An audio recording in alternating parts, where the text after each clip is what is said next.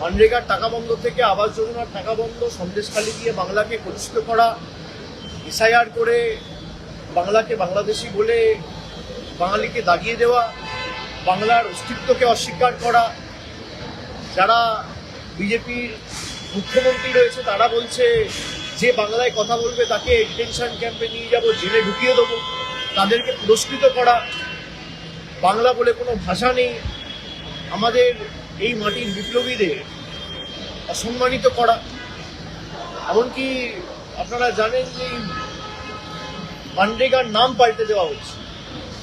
মহাত্মা গান্ধী জাতির জনক বলে আমরা যে বাপুকে চিনি, মহাত্মা নামটা দিয়েছিল কবিগুরু রবীন্দ্রনাথ ঠাকুর। এই মহাত্মা উপাধিটা দিয়েছিল কবিগুরু রবীন্দ্রনাথ ঠাকুর।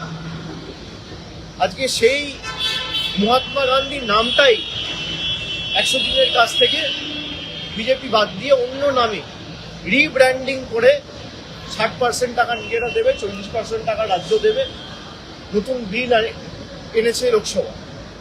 আজকে সে নিয়ে আলোচনাও হবে। আমরা এই কারণেই এদেরকে বাংলা বিরোধী বলি।